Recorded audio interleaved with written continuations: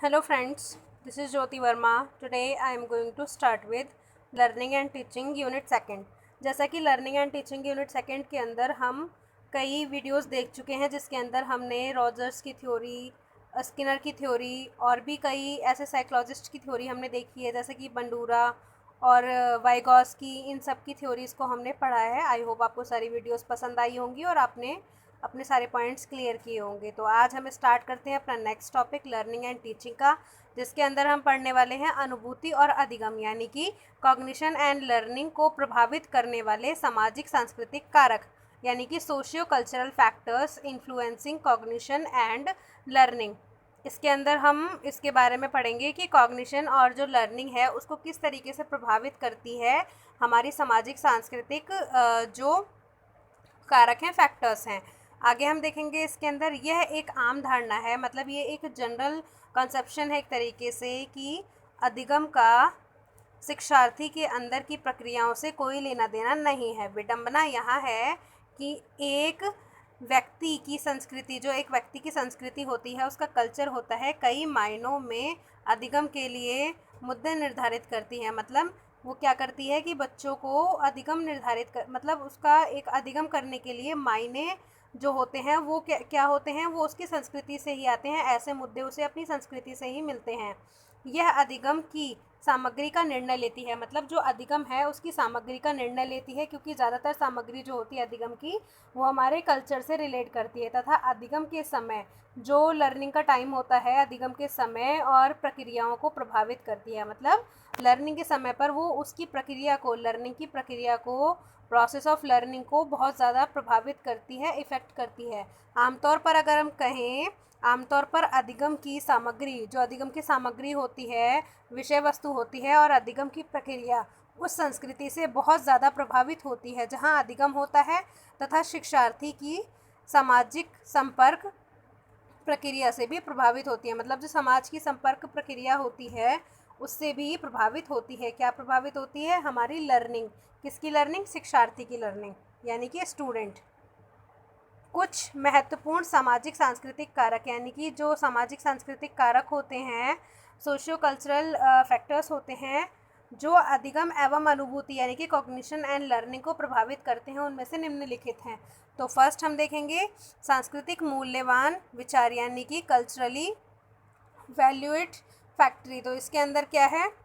सांस्कृतिक मूल्यवान विचार, यानी कि जो हमारे विचार होते हैं, मूल्यवान हमारी वैल्यूज़ होती हैं, वो क्या होती हैं? वो शिक्षा औपचारिक, मतलब सांस्कृतिक मूल्यवान विचारों की शिक्षा औपचारिक शिक्षा का एक हिस्सा है। मतलब जो औपचारिक शिक्षा होती है उसका एक हिस्सा है। यह माना जाता है कि सांस्कृतिक यानी कि जो हमारी संस्कृति के समूह होते हैं, समूह के अंदर एक ज्ञान का भंडार होता है, क्योंकि सारी चीज़ें हमारी संस्कृति से ही जुड़ी होती हैं, जो व्यक्तियों को सामाजिक और सांस्कृतिक क्रियाओं के विनिमय यानी कि उसके कम्युनिकेशन में मदद करती हैं। आगे हम देखेंगे संस्कृति जो होती है, सांस्कृतिक संचार और विनिमय, यानी कि जो हमारे कल्चरल कम्युनिकेशंस होते हैं। तो इसके अंदर हम देखेंगे सदस्यों द्वारा, यानी कि जो सदस्य होते हैं, सदस्यों द्वारा संस्कृति के संचार और विनिमय का प्रदर्शन ज्ञान के कई पहलुओं को प्रदर्शित करता है। इसमें संसार की वैज्ञानिक समझ यानी कि साइंटिफिक एक अंडरस्टैंडिंग, एक बैंक खाते का संचालन यानी कि अंग्रेजी में कैसे बोलना है आदि शामिल होता है। नेक्स्ट हम देखने वाले हैं इसके अंदर सामाजिक सांस्कृतिक भाषा, यानी कि जो हमारी सोशियो कल्चरल लैंग्वेज है वो क्या है? सांस्कृतिक ज्ञान हमारे प्रतिक्रियाओं ज्ञान, व्यवहारिक ज्ञान के एक भाग को निर्धारित करता है। यह विभिन्न प्रक्रियाओं के अधिगम में मदद करता है, जैसे अंकों को घटाने की प्रक्रिया अथवा एक पत्र लिखने की प्रक्रिया। तो ये हमारी भाषा निर्धारित करती है। आगे है हमारा जो नेक्स्ट पॉइंट है, इसके अंदर क्या है? विचारों का प्रतिनिधित्व करने वाले सांस्कृतिक लक्षण, यानी कि कल्चरल साइंस रिप्रेजेंटिंग आइडियाज़। जो कल्चरल साइंस होते हैं वो किस तरीके से रिप्रेजेंट करते हैं हमारे आइडियाज़ को? किसी भी संस्कृति की भाषाओं का साझा ज्ञान, ज्ञान का एक महत्वपूर्ण बैंक बनाता है। मतलब जो भाषा होती है वो क्या करती है? ज्ञान का एक महत्वपूर्ण बैंक बनाता है।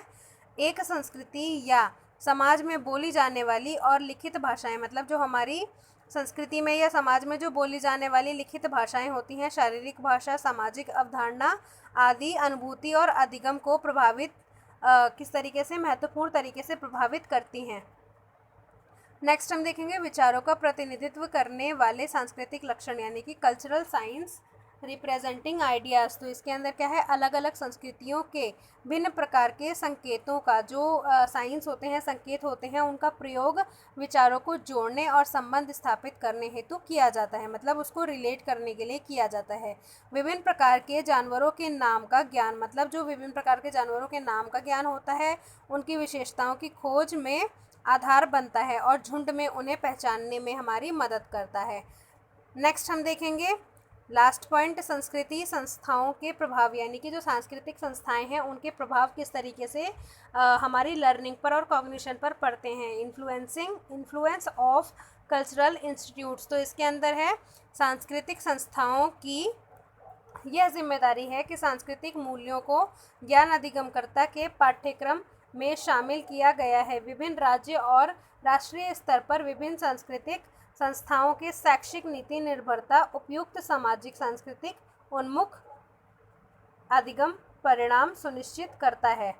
तो ये थे हमारे कुछ पॉइंट्स जिसके अंदर हमने सामाजिक सांस्कृतिक जो हमारे कारक होते हैं वो किस तरीके से हमारे कॉग्निशन यानी कि संज्ञान को और लर्निंग यानी कि अधिगम को, इन दोनों को, अनुभूति और अधिगम दोनों चीज़ों को किस तरीके से इन्फ्लुएंस करते हैं, किस तरीके से इन पर प्रभाव डालते हैं। आई होप फ्रेंड्स आपको ये वीडियो पसंद आया होगा।